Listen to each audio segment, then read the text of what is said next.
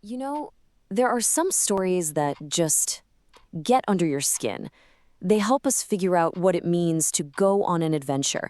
And today, we're diving into one of the biggest, one of the greatest stories ever told. It's about a long, hard, and really complicated journey back to a place called home.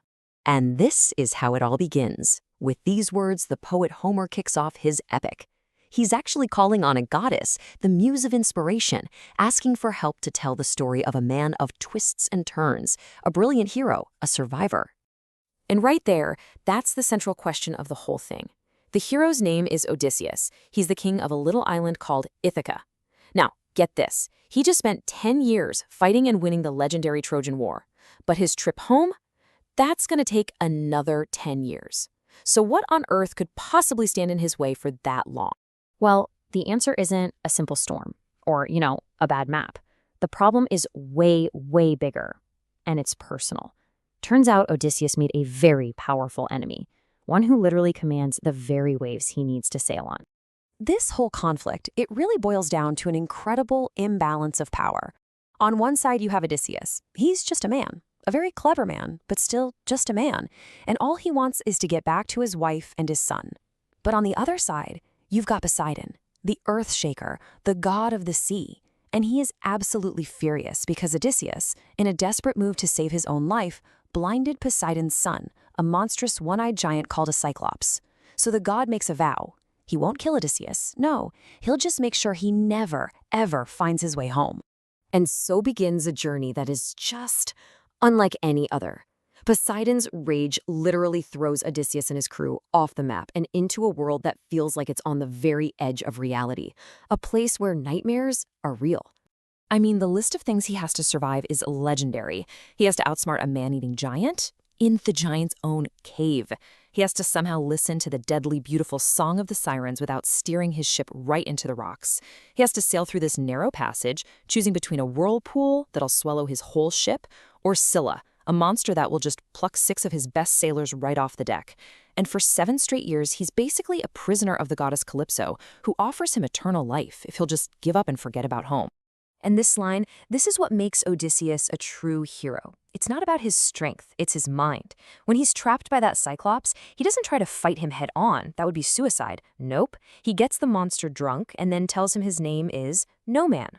So when Odysseus finally blinds the creature, the Cyclops screams for help to his brothers, yelling, "No man is killing me!" And of course, they just think he's gone crazy and do nothing. It's a perfect escape, all built on a clever little word trick.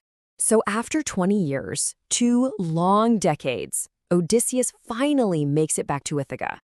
But he can't just waltz back into his own palace. Things have changed. His home isn't his own anymore. And to survive this final challenge, the great king has to become a nobody one last time. 108. For years, that's how many arrogant, entitled men have been living in his house. They're eating all his food, drinking all his wine, and trying to force his wife, the loyal Penelope, to pick one of them to be her new husband. They're like a plague, and Odysseus, he's just one man against all of them. So, with a little magical help from the goddess Athena, he puts on a disguise. He becomes this old, broken-down beggar. Can you imagine? Shuffling into your own home, the place where you were king, and being treated like dirt? He puts up with insults, with abuse, all to figure out who's still on his side and who's betrayed him. All right, he's seen enough. He knows who's who. The plan is ready. And all those years of disrespect and injustice are about to be paid for in a single violent storm of revenge. The queen, Penelope, who's just as clever as her husband, announces a contest.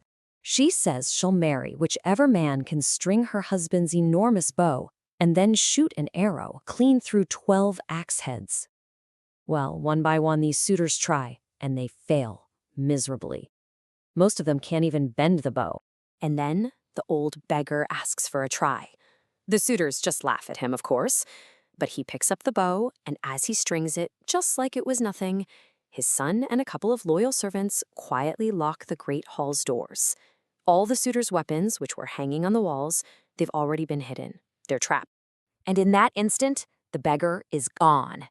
Standing there is Odysseus, the king of Ithaca, his eyes just blazing with 20 years of fury. The first arrow flies, and the slaughter begins. There is no mercy. There is no escape. The reckoning has arrived.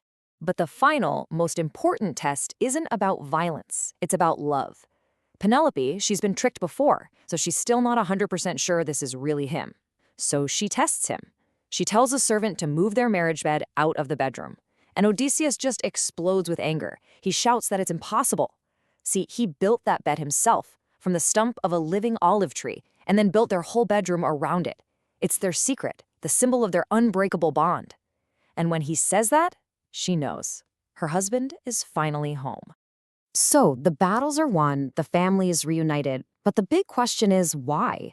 Why, after 3,000 years, do we keep coming back to this story? Well, it's because the journey of Odysseus is, in so many ways, our journey too. Think about it. It's a story about what it means to come home, not just to a place, but back to yourself after you've been changed by the world. It's about the incredible power of loyalty and about how brains can be brawn every time. It's about that desperate feeling of being lost and trying to find your place in the universe. And above all, it reminds us that no matter how lost we get, that pull of family, of who we are, is the force that guides us back.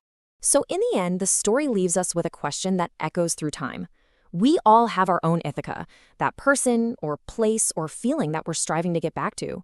And what the Odyssey teaches us is that the journey itself, the monsters we have to face and the cleverness we have to learn, that's what makes us who we are. So I'll leave you with this. What does home mean to you? And what kind of journey would you take to get there?